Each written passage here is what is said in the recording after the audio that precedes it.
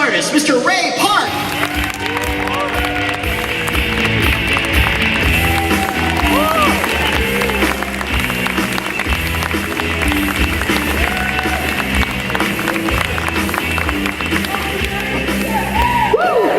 Hey guys, how you doing? I think they're good. Hey, thanks for turning up. Thanks for coming. Thanks. Welcome to Philadelphia. Yeah, it's nice to be back. I think it's been a couple of years since I've been here, so it's Very nice. it's nice to be back here. And you've been all the world and back again, haven't you? Been traveling a lot recently. Yeah, Yeah. It's been great. We were in Peru recently, which was on my bucket list, and took my family there, and it was great. Went to Machu Picchu and had a good nice. time. And last year we were in Guatemala, so it was fun. A lot of fun. Right on. I feel very lucky. We're lucky to have you. Thank you so much. So what I'd like to do is, let's just go back to the beginning. You got you started as a lad in Glasgow, correct? Yeah, I was born in Glasgow, and then I moved to London when I was about 7. And when I was about 7 was the first time I saw Star Wars, and it changed my life. And now being part of it is pretty crazy. How did got the into Star Wars? But when did the interest in martial arts develop? When I moved to London. All things began in London. Yeah, so I just did a little message for a little kid earlier. He was moving and he's upset, and I said, "Don't worry, buddy. You know, when I was 7, I moved to London and I was upset, and you know, I miss all my cousins and all my friends. And my life changed. So you know, and it did. In a way, I'm proud to say I'm from London. Glasgow is a different kind of city to London, you know, and I love Glasgow as well. You know, I'm proud that I was born there as well. But a lot of I think my experiences, good positive experiences, was because I was in London. You know, I got into breakdancing, roller skating, BMXing. You know, I was really into Jackie Chan and Bruce Lee as a kid, so I wanted to copy what they were doing. So. My dad loved Bruce Lee, and it's when I saw Empire and I saw Luke Skywalker with Yoda doing handstands and flips. I said, right, I want to learn Kung Fu, because in all the Kung Fu movies, all the masters knew how to do flips and spins and be like Jedis. So that's why I went to Kung Fu. So did you specifically sort of maybe shop around like the martial arts? I'm sure there were options available in London at the time. I mean, did you walk on in and say, "Can you teach me to do this?" Or no, there was a guy in the park and he was ripped as hell, and he had long hair and he looked like something out of a movie, and he was doing all these kung fu moves and he was doing gymnastics, and we were on the 102 bus in Wood Green, North London. If you know London by any chance, Tottenham Hotspur, sort of kind of territory, and Mum and Dad didn't have a car, so I was like, Dad. And so I asked my dad to go up and ask him if he would teach me. So my dad went up and asked and said, "Look, would you teach my son?" And the guy goes, "No." And he goes, "Well, why? I'll pay you." You know? And he says, "No, but I can recommend you to go to see my teacher." And that's when I went, and it was because of that guy in the park. He looked like something out of a Kung Fu movie. He was doing all the snake and the crane and backflips and spins, and my first Kung Fu class was like a Kung Fu movie. It was great. We were learning Chinese, we were doing the whole Bruce Lee 2-finger, you know, holding your legs off the floor. It was great, you know, and my teacher at the time could break spears with his throat and stuff, so it was like a Kung Fu movie for me. And you were a competitor for a while, weren't you? Yeah, I was a member of the Great Britain Wushu team. I competed for my club. We got local, we got national competitions all around, you know, inspiring and forms. And then I started noticing other Westerners in Jackie Chan movies. And one of my senior black belts said to me, "Well, if you want to get into movies, you have to learn Wushu. Because Jackie only takes guys on who know Wushu." I was like, "What's Wushu?" And then I saw a video of Jet Li when he was 11 doing wushu, and I fell in love. And I saw Shaolin Temple, and that was it. I was like, I'm learning wushu. So at 14, I started learning wushu, and at 15 and a half, I was a member of the Great Britain Wushu team. I went to the first World Wushu Championships in 1991 in Beijing, and came 7th. 7th? Yeah.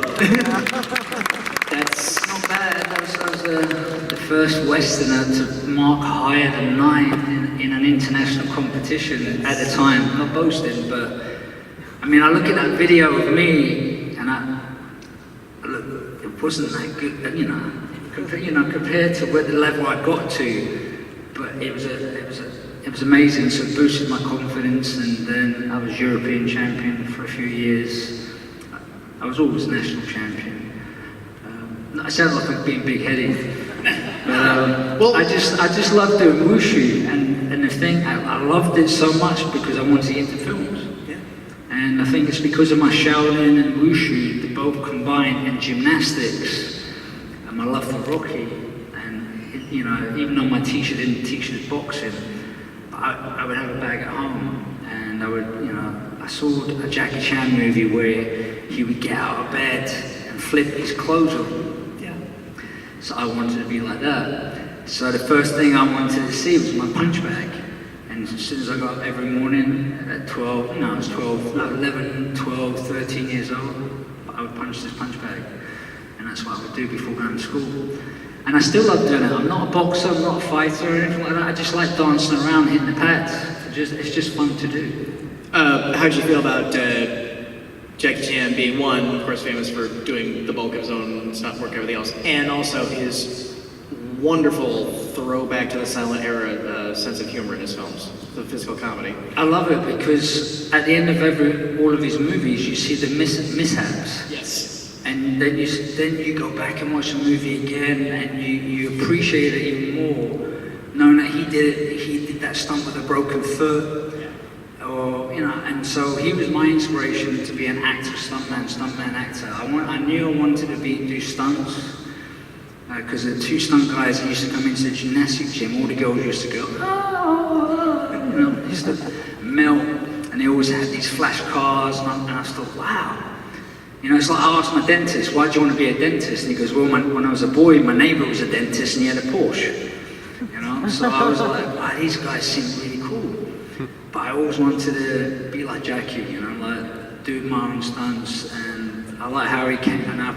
When you see the accidents at the end of the movies, kind of scary, you know. And so I knew, and my goal was to go to Hong Kong at 21. I had enough of competing. I was in Malaysia at the time. I called my dad. I said, Dad, I'm not coming home. I'm staying here. And he goes, how much money do you have? I said, I got no money. He says, how are you going to live? I said, I don't know, but I'll figure it out. I figured if I stay in Malaysia, Asia, I'll get discovered, I'll bump into Jackie Chan. You know, like people go to Hollywood and think they're going to get discovered on the corner. Or, you know, work in a restaurant and that. And it happens, and it does. And so that's what I was going to do. And he goes, look, listen, come home first, save up some money, because no son of mine is going to stay in a foreign country with no money. And then, so I came home. I didn't want to come home, but I had no money, you know. And so I was borrowing money off my parents. And I came back, and within the week, I auditioned for Mortal Kombat Annihilation. And then became part of that movie. And I wasn't a stuntman, so I was the martial art technician kind of thing. Okay. And then Larry Kazanoff saw myself and one of the other stunt guys, martial artists, we were just goofing around, we were bored. So we made up our own little fight scene, you know, capoeira against wushu. He goes, guys, this is great. He goes, okay, Ray, tomorrow you're going to be Raiden, Master Kimball, you're going to be Reptile. I was like, what? And so I ended up doubling for Raiden in Mortal Kombat Annihilation. And it was because of my experience in Mortal Kombat, gave me that boost in confidence and that insight into movie making. I wanted to learn about everything, and that's how had that confidence when I was on Phantom Menace. So you doubled for Raiden. You also did Baraka. Yeah, I actually played one of the reptiles. Yeah. And then I was the one, if you watch it, I'm on the right side of the screen. And I was really scared to do a flip on this wall because it was in Jordan at the time. And then since we crashed through, I become Raiden and I was one of the Barakas. And that was challenging because we were in Thailand for about 4 months, which was great. But wearing that prosthetic head was challenging. Yeah. Couldn't eat. It was a lot, and the prosthetic hands with blades. And I was like, and it wasn't glamorous.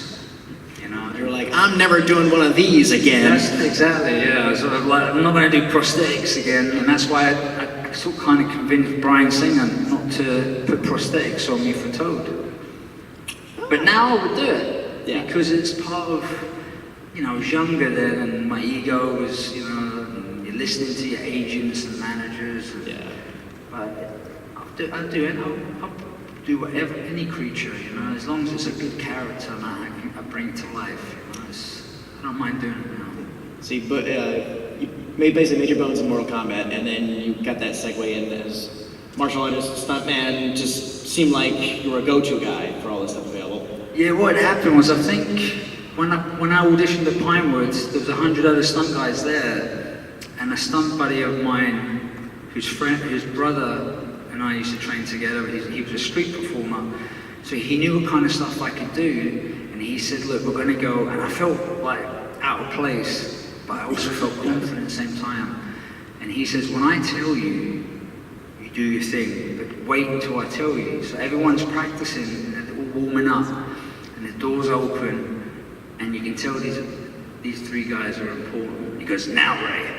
And I pull out my broadsword, and I start going crazy like a Tasmanian devil, showing off. And literally it was like, okay, you 2 stay, everyone else go home. It was one of those ones. Come back tomorrow, and I was told all the parts were filled, but we'd like you to be part of the production. So it was cool. I liked it. I liked making tea and packing boxes for a while, It was, for a month or so, working with a stunt coordinator, my job was to find gyms around London for rehearsal space for the cast members from LA to come over. Sure. So I thought, this is pretty cool, this is good. And then once filming started, it was challenging, it was boring, because I wasn't doing anything. And we're just sitting around and being ready, and so, hurry up and wait. Yeah. And I was like, I don't know and that's why we made up the fight scene. But then when we went to Thailand, the stunt coordinator said to me, he goes, Ray, Pat Johnson, who did the Karate Kids. He said to me, he goes, look, Ray, I know you're not a stunt guy, but I'm going to give you this chance. I said, but if I feel that you can't do this, and when someone says, I can't, especially when I'm 21, I'm definitely going to do it. When you say, what would Jackie Chan do? Yeah, exactly. I'm not going to give up on it. And he says, look, I'm going to get you doing wire work, I'm going to have you doing air rams, I'm going to have you doing high falls, and blah, blah, blah. And I said, sir, got my word, I'll give it my best. And I'll do what I can. And so the guys taught me how to do air rams, and I loved it. It was like a new toy. And so I think word from that and that's how I was introduced to Phantom Menace. Yeah, when did Phantom become a blip on your radar? Well, everyone was going home to work on the new James Bond movie, or Lost in Space, or there was movies being made at the time, and I was like, well, I don't have anything, I've just come off this big roller coaster ride. I'll go back to gymnastics and teach the boys again. And then I had a call from Nick Gillard, stunt coordinator of all 3 prequels, and he introduced himself as a stunt coordinator of the new Star Wars movie. And he says, what are you doing now? And I said, I'm about to go to the gym. And he says, are you available to come in?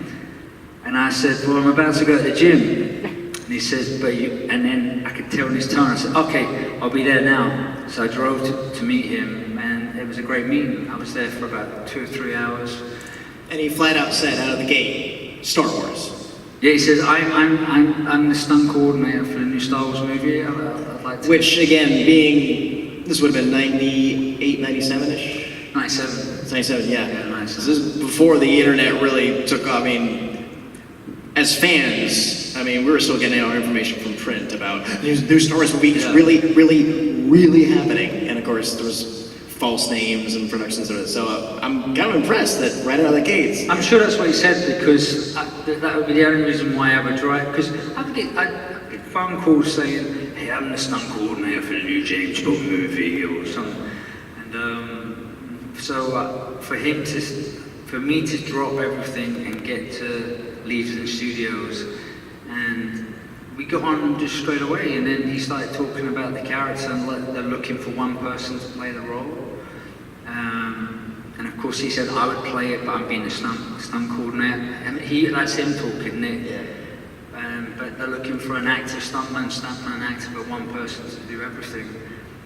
And he says, I heard my friend and the stunt coordinator of Mortal Kombat recommended me.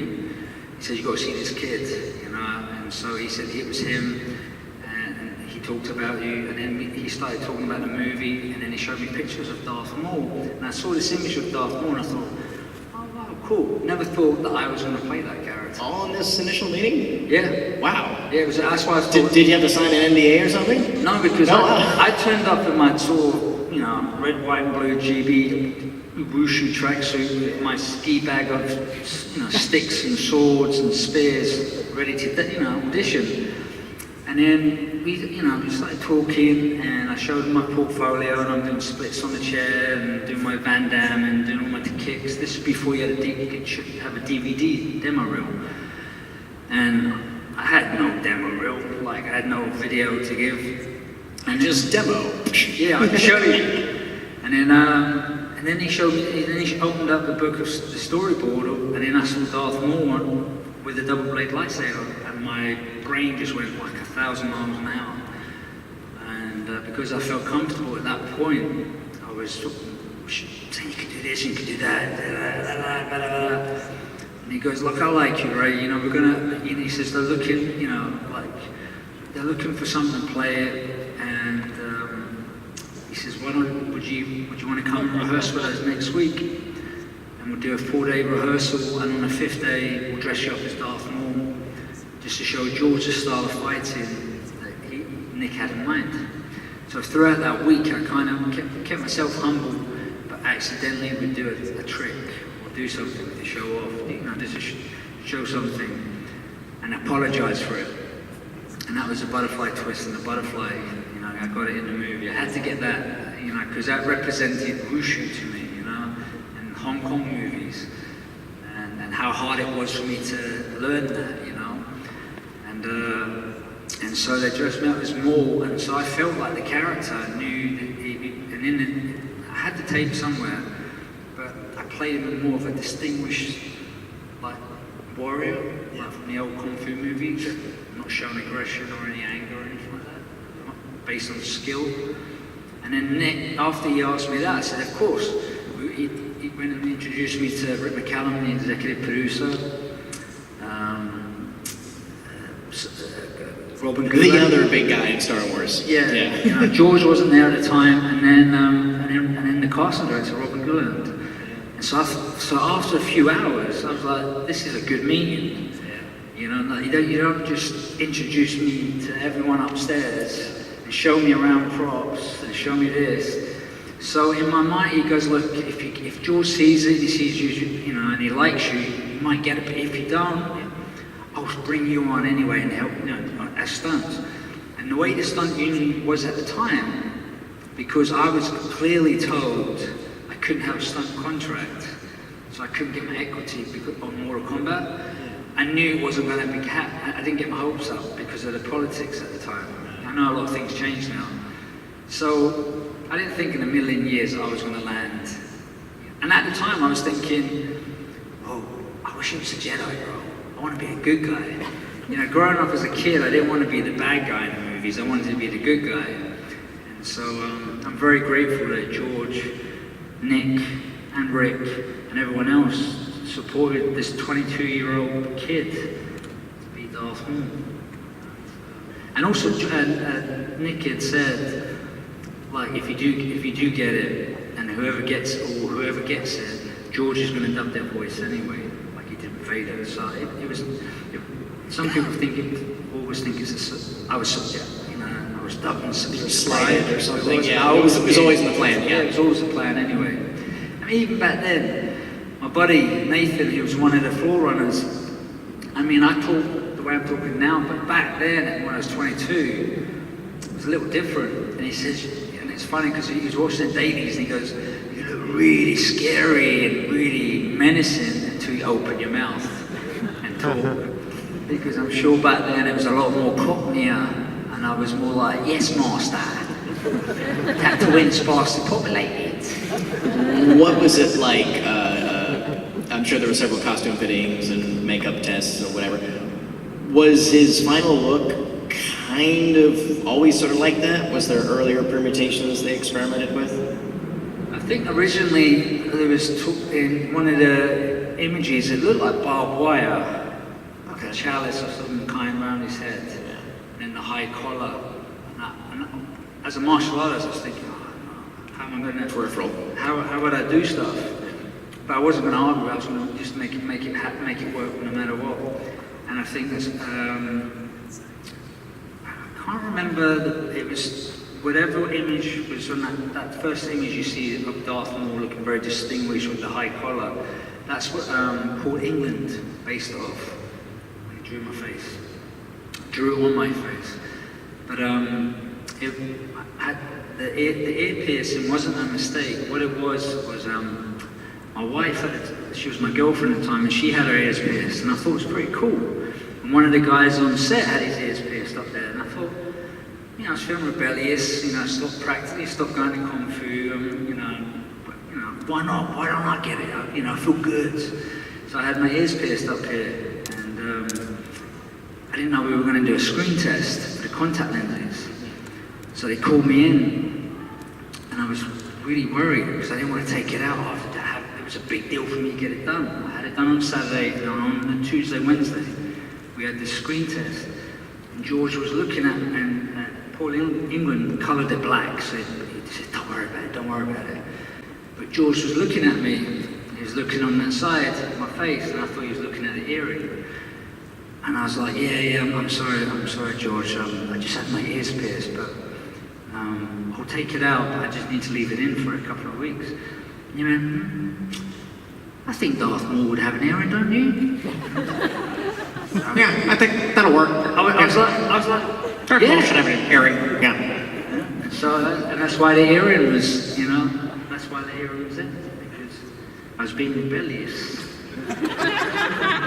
How long was the makeup process?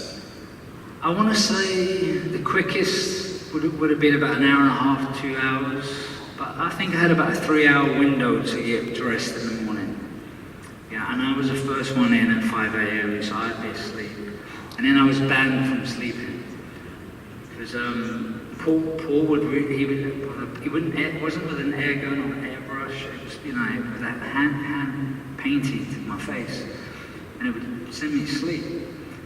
But I'm a kind of, I jumped, and he would lay me back, and then a couple of times I heard him sort of go, and he goes, okay, you can't sleep anymore, because it'd be close to my eye or anything like that. So, I would get at least an hour of sleep while it was soothing. It went by quickly, and then Ewan would come in, music would be on, and he'd be singing, and be in a happy mood. La, la, la, la, la. So it was good. It was a good time to be on set. You got to share this share screen with so many great actors in that, or the blue screen, I should say, or the green screen. Blue screen. It was blue and green. I think the green was for outside. For me, mainly blue. It was all blue. That's all I saw was blue. But we had sets. Yeah. But the walls would be blue. Yeah. And there were still some locations. The desert scene. The initial one. Yeah. We're out in Tunisia again, right? That was great. Yeah. That was. I loved the heat. Andreas Petrucci's the assistant stunt coordinator, and I would play tennis just to get used to the heat. And I remember when Liam and I were doing the fight, it was over like that. I think we did a few takes, and then George went, "Great, okay, back to the hotel." And everyone went back to the hotel, and we were chilling out there. It was like a big party in the pool. Yeah. The whole production was in there, the pool, and George's kids, and it was a good day. The big fight, of course, at the end, which kind of cemented the whole movie, and even though Phantom Menace is still a little bit divisive, there's one universal element to it, and that is everybody love you. Or love to hate you. Whatever the is too. For me, the moment that sold it, and I think this is a performance thing, was just the point, when the shields are up, you know, Liam takes the knee and silent, and just the way you were pacing. The pacing and the snarling in your face, and you're like, you want to get at it, you want to go on it, and just that 3-second shot of you going back and forth, you sold it well. Thank you for that. Oh, thank you. I thank George for that, because it wasn't rehearsed to me. We didn't do a rehearsal of Liam going down into lotus position. Yeah. So I was like, what's he doing? And the cameras are still rolling. So of course I'm trying to get my van down in. Yeah. So I was like, okay, what would Darth Maul, what would I do as Darth Maul? So I'm looking at him like this, and he's there. And his eyes are closed. His eyes are looking to me, and he just closed his eyes. I thought, okay, the cameras are still rolling. So I just slowly, I'm not going to do it now, because I slowly slid into splits. Like my van, just holding a lightsaber and just staring at him. And then I was going to slide back up as the doors open and carry on fighting. And then George said, cut. I thought it would have been pretty cool, because it was a slippery floor. I just sort of slowly slide, and then, and as it, and then George says, no, I want you to be more, like an animal, I want you to pay, and I'm like, you mean like a tiger, or like a panther in a cage, and I love tigers, so, and all panthers, and so that's where that came from, because of George. Much better idea than sliding into splits. Oh, we would love that too. You go either way. Does it exist anywhere? Is it an Easter egg or anything? I don't know. That should be the next special edition. Let's write to Disney now. We'll make that happen. We want to see that. So you book it. It's done. You are pretty much the face of the movie. If there's one image that they used in for Phantom Menace, it was usually you. And so what was it like that first time you saw an action figure of yourself? Because I lived in the UK at the time, so I think the advertising and the promotion was different here. We had a massive laydown date. Stores around the country were open at midnight. At midnight at 12:01, Toys R Us, Walmart, all the places would open because they were allowed to sell all the Star Wars stuff at once. So that was a big universal Star Wars night. Yeah, I think it was different, and that's why it was great for Solo, because I got to experience what I didn't experience in '99. England was a little bit different, and I do remember I was living on my own in a flat, and I saw the bus stop, a big picture of me going, and it was like hate or something. But I didn't have a camera, and I didn't, back then you don't have camera phones. Yeah. Why didn't I go and borrow someone's one of those disposables and take a picture of myself? But I remember looking at it going, yeah, that's me, but no one knows it. And that was it. I remember just looking at it every day going, yeah, that's me. And then but I think the first time I'm trying to remember this now, because I remember like in one of the Empire magazines, or one of the magazines that mentioned my name. And I bought about 10 of them. Yeah. Just because it had a great mark in it. Yeah. There was no picture of me, it was just my name. No, we didn't know what the hell you looked like. I mean, for the longest time. It was just, we hoped for, I know in fandom circles, people thought maybe you were doing like a Kiss Gene Simmons thing. We're like, no, he doesn't want to be photographed unless it's Darth Maul or something crazy like that. Yeah, no, again, I like I did for Solo. You've seen Solo, yeah? Yeah. We'll get into those spoilers. But I swore I wouldn't tell anyone. Yeah. And no one would believe me anyway. Yeah. My background, you know, the way I'm talking, and I'm in a Star Wars movie. So I would bring my friends down on set. My mum and dad were proud. No one up in Scotland believed it. And so my best friend at the time kind of let me down because all these national newspapers and tabloids want to know who Darth Maul is. So he sends in a real cheesy, crappy picture of me going,